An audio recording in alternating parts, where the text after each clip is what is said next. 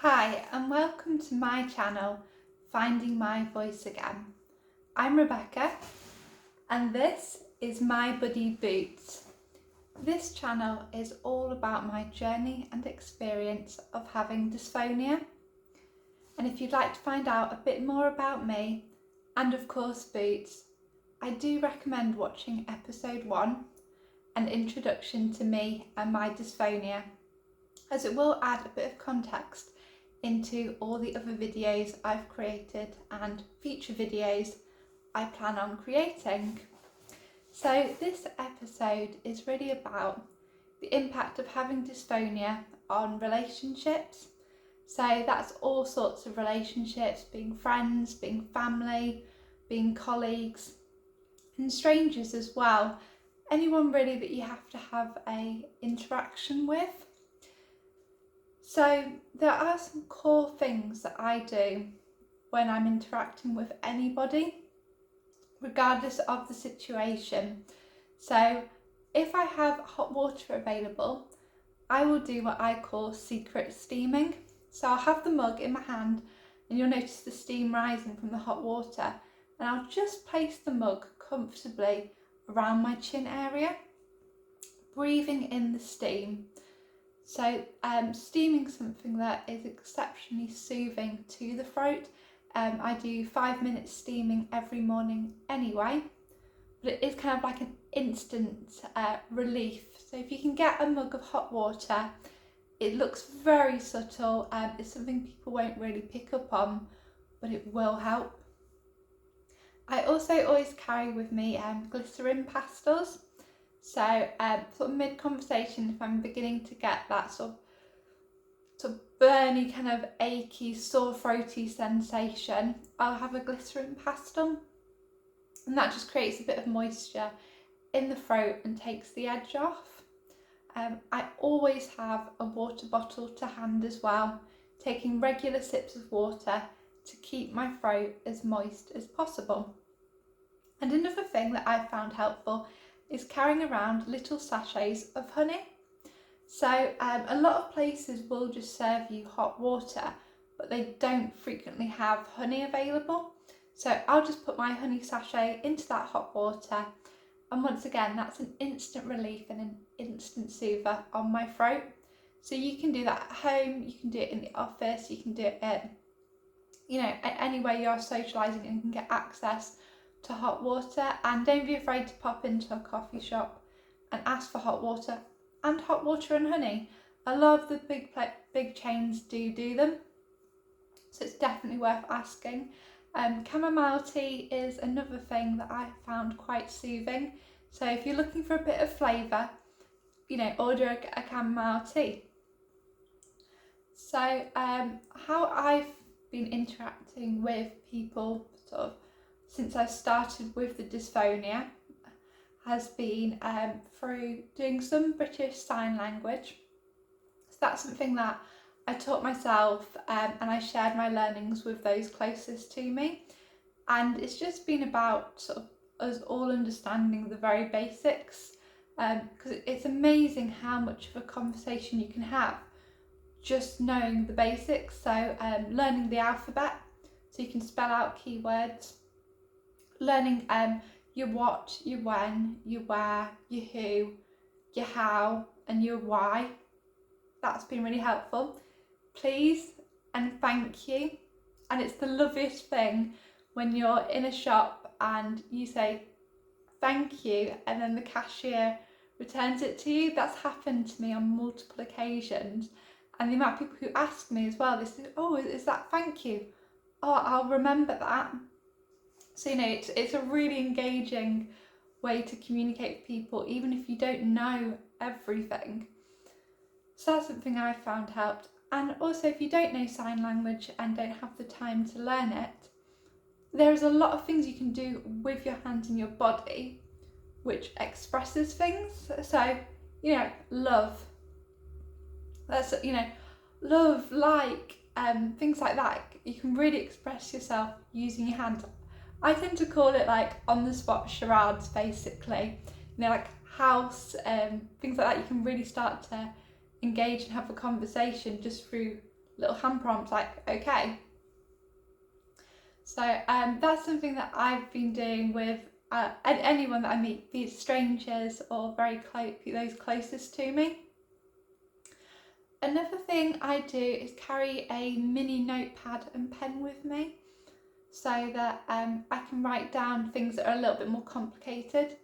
So for example, when I go to hairdressers, I'll write down in my notebook, oh, I have this condition, this is what I'm looking for, I'm going to show you some photos.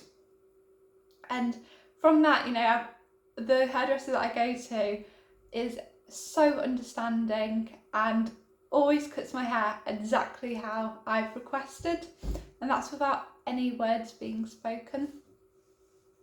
Another thing you can do is little cue cards. So if there's things you very frequently find you're having to say or would like to be able to say, put them on a little cue card that you can just whip out. So, you know, things like, I have dysphonia, I'm unable to speak. So that's something you can just show people at ease, you're not having to constantly write it down. Another thing you can do is text to speech. There's multiple apps available to do that. I actually got this idea from watching Louis Theroux's interview with Rita Ora, because as a singer she takes voice breaks, and I noticed she would get her phone out and do the speaking that way when she had a voice break. So a really great idea. And also, if you are able to text a lot, you know, you can just literally text down messages to people. I think one of the challenges I personally had is, because of the neuropathic pain in my arms and wrists, I can't text or type masses. So for me, it was, like I said, a lot of the hand gestures and hand charades and British Sign Language that really helped me the most. If you are interested in doing British Sign Language, if you Google British Sign Language courses, there are some available online that start, you know, from around the £3 mark, or you can literally just go on YouTube and Google British Sign Language, and there's some amazing YouTube blogs and instructions and how-tos on sort of the core British Sign Language words. So once again, really helpful if you are wanting to learn that. So when it comes to socialising, at the start I found it so challenging to find anything I could do, because all I could think about was what I couldn't do with people anymore. But slowly over time, I have learnt different ways that you can interact with people without having to say any words. So things like playing different games, like dominoes, Connect 4, chess. It doesn't require any conversation, but it does create a lot of giggles, and, you know, through the hand gestures as well, you go away feeling like you've had a full-on sort of conversation without saying a word, and it keeps a connection. Things like doing quizzes, be them online or having someone host a quiz for you, where you have to just write down or type which answer you would go for. Charades, you will become the absolute boss at charades from this. You're a guaranteed winner with this. So one of the positives of having dysphonia is, when everyone's doing the charades, I can guarantee you're going to be top of your game.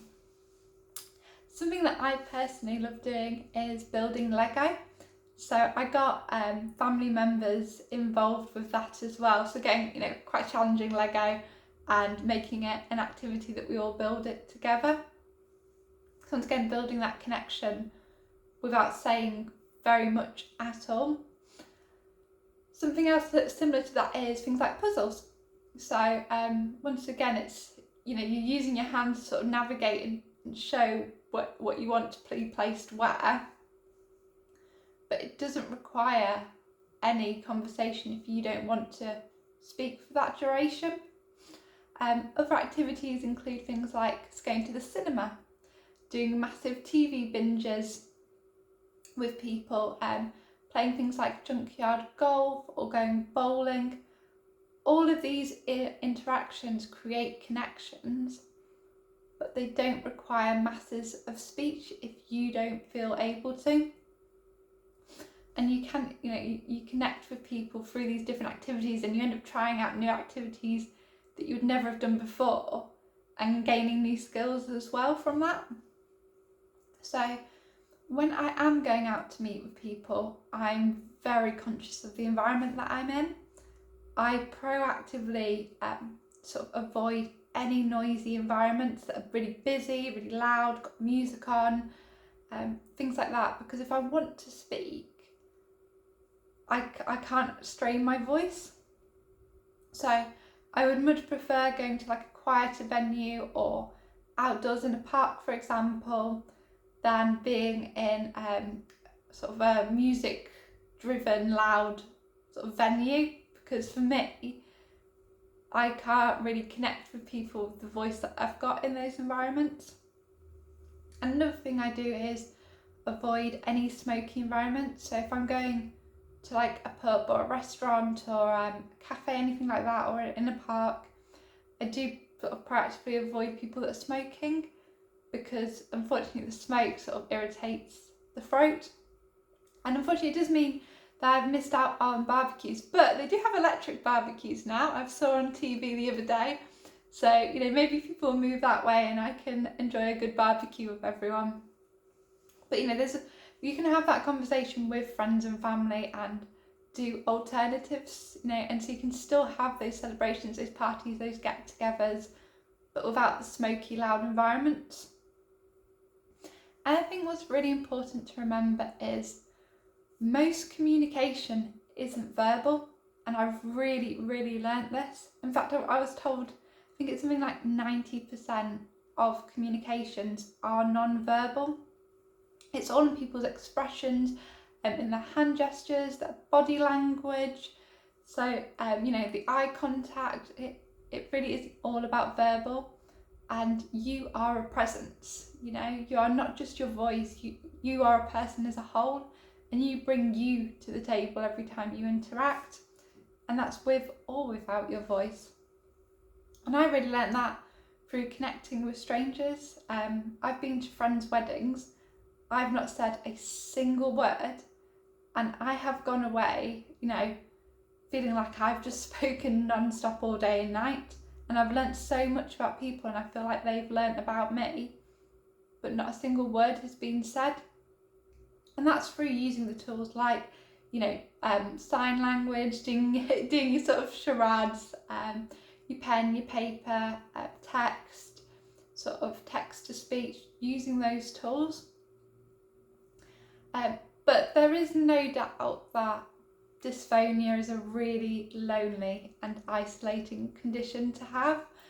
I've really struggled with the loneliness of it, especially when you're used to constant interactions every single day, and then you go from that to virtually nothing at all. It's, you can be in a room full of people and still feel very sort of like isolated and sort of disconnected from the world. So I do want to talk about sort of mental well-being and dysphonia. So that is what my next episode is going to be on, sort of covering around the impacts on my own mental well-being and how I've dealt with that. So I do hope this video has been some help. I look forward to doing my next video for you, and me and Boots wish you a very good day. Thanks so much for watching.